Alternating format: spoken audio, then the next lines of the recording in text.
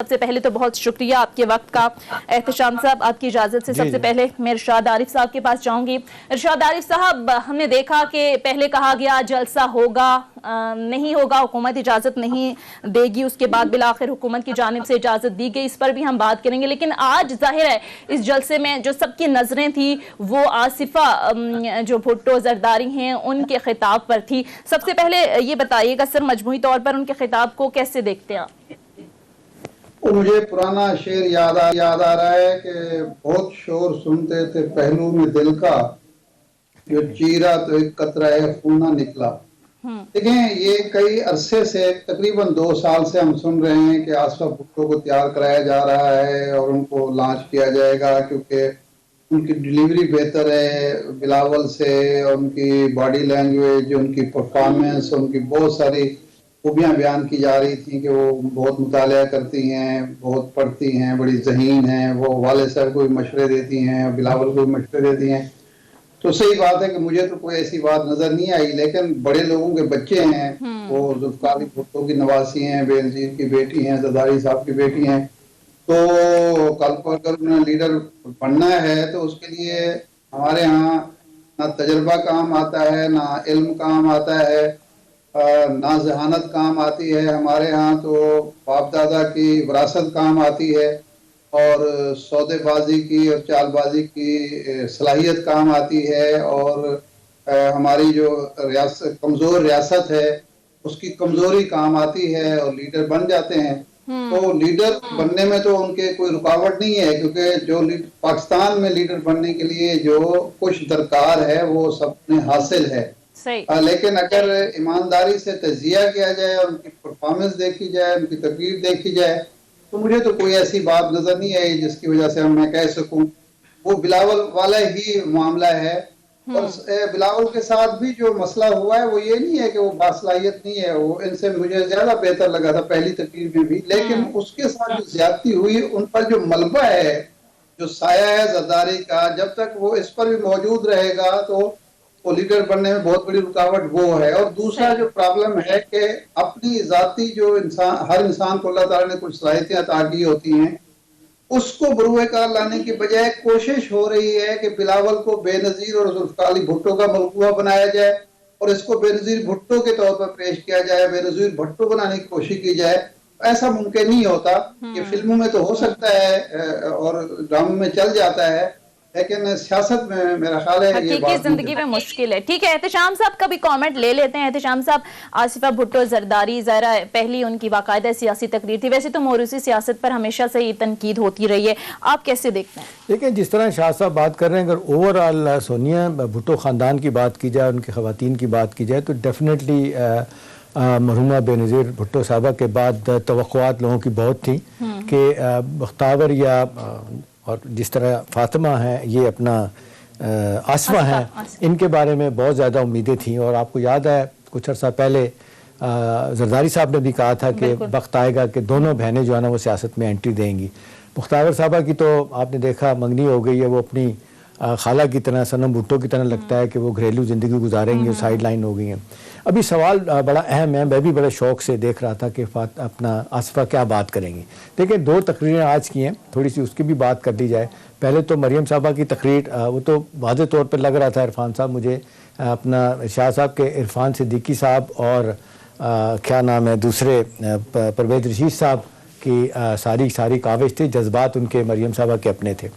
अब सवाल ये कि इस स्टेज पे आसिफा साहिबा को लॉन्च करना ज़ाहिर है, बिलावल भुट्टो अगर बीमार ना होते तो डेफिनेटली उन्होंने ही आना था। मुझे नहीं लगता था कि दूर दूर तक आसिफा ने आना था। वहाँ ये मुस्तक़ तकरीर की है, सिवाय इसके कि हम कह सकते हैं भाई खुश आइंद बात है, लड़की है, यंग है, अच्छी है, आई है, पहली दफ़ा बोली है, टाइम लगेगा। बाकी मैं एग्री करता हूँ शाह साहब से कि जिस तरीके से बिलावल भुट्टो साहब को ग्रूम किया गया और बड़ी मेहनत की गई और बड़ी हद तक हम समझते हैं कि वो बोलने में बहुत कामयाब भी हो गए, अच्छा बोलते भी हैं और जिसको कहना चाहिए समझदारी और समझबूझ के साथ गुफ्तगू करते हैं। तो इनका तो अभी देखना पड़ेगा। लिखी हुई तकरीर थी, खैर लिखी تقریر تو مریم صاحبہ کی بھی تھی اور اسی طریقے سے آپ دیکھ لیں کہ بلاول تو ابھی تک جی ہاں وہ بلاول تو اب آپ دیکھ لیں ایکسٹمپور تقریریں کرتے ہیں اور بڑی اچھی تقریریں کرتے ہیں. تو لہٰذا یہ کہہ دینا کہ جی کوئی سوائے اس کے کہ خوشائند بات ہے, اچھی بات ہے, ابھی دیکھنا پڑے گا آگے چل کے کہ وہ اپنے آپ کو کس طرح گروم کرتی ہیں. اوورآل ویسے کہا جاتا ہے بھٹو فیملی میں اگر بے نظیر صاحبہ مرحومہ کے بعد اگر خاتون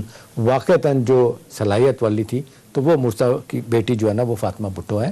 وہ آج بھی دیکھیں وہ سیاست میں نہیں آئی لیکن آپ ان کے انٹرویو دیکھیں CNN کو اور لکھتی ہیں بہت اچھا اور پڑھی لکھی ہیں, کتابیں بھی لکھ رہی ہیں وہ, تو ان کا تو مقابلہ نہیں ہو سکتا ان کے ساتھ. بیٹیاں تو میرا نہیں خیال زرداری صاحب کی کوئی اتنا زیادہ سیاست میں کوئی شوق رکھتی ہیں, یا بلاول بھٹو نے اب ڈیفینیٹلی والدہ تھیں انہوں نے گروم کیا اور بعد میں کچھ اور لوگ بھی ان کے ساتھ رہے تو وہ ایک کامیاب آدمی ثابت ہو سکتے ہیں. لیکن بہرحال اب کمی تو انہوں نے پوری کرنے کی کوشش کی بلاول کی. ٹھیک ہے دیکھتے ہیں کہ آگے کیا ہوگا. ٹھیک ہے ارشاد عارف صاحب میں آپ کی طرف آؤں گی. ہم نے دیکھا ملتان جلسے کے حوالے سے آپ کیا سمجھتے ہیں کہ حکومتی اسٹریٹجی کیا درست تھی؟ پہلے یہ کہا جاتا رہا کہ جلسہ نہیں ہونے دیا جائے گا, پھر مجبوراً اجازت دے دی گئی. اب سمجھتے ہیں کہ ایک معمول کے جلسے کو غیر معمولی جلسہ بنانے میں حکومت کا بھی اچھا خاصا کردار رہا ہے.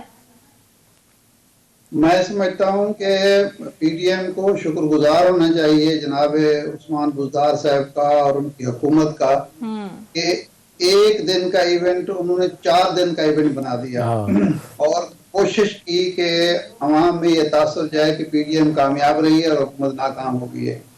دیکھیں پہلی بات تو یہ ہے کہ جب آپ نے ایشو کرونا کو بنایا تھا, جلسے کو روکنے کا جواز آپ نے کرونا کو پیش کیا تھا, اسی کے بیس پہ آپ گرفتاریاں کر رہے تھے, آپ پابندیاں لگا رہے تھے, اجازت نہیں دے رہے تھے, آپ نے ٹرینر کھڑے کر دیے, جلسہ گاہ سے سامان اٹھوا دیا. تو اس کے بعد پھر آپ کا فرض بنتا تھا, حکومت کا یہ فرض بنتا ہے کہ پھر اپنی ریٹ قائم کر کے دکھائے.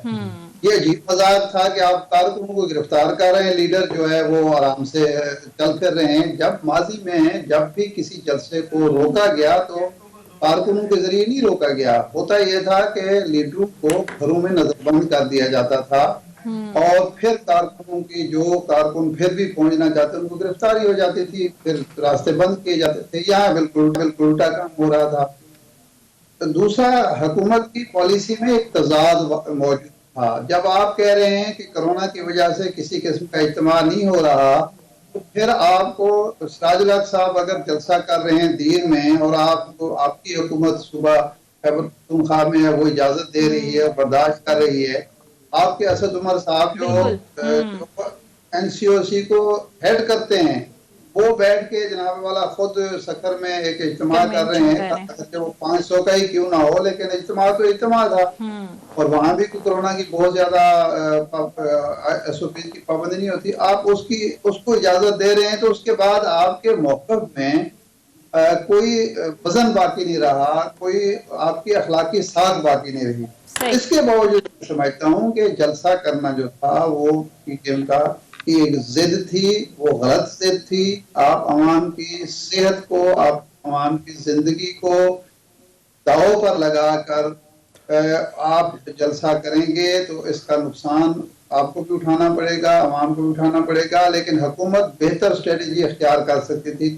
مثال کے طور پر اگر روکنا چاہتے تھے واقعتاً تو پہلی بات تو یہ ہے کہ آپ ایک پبلک اویئرنیس پیدا کرتے, اخبارات میں اشتہار دیتے, ٹی وی چینل پر ایک بھرپور قسم کی اشتہاری مہم چلاتے, لوگ کو قائل کرتے کہ جی آپ لوگ جلسہ گاہ میں نہ جائیں, آپ کے لیے نقصان دہ ہے. دوسرا, شہر میں آپ پوسٹر لگاتے, شہر میں آپ مساجد میں اعلان کرتے, لوگوں کو روکنے کی یا اویئرنیس پیدا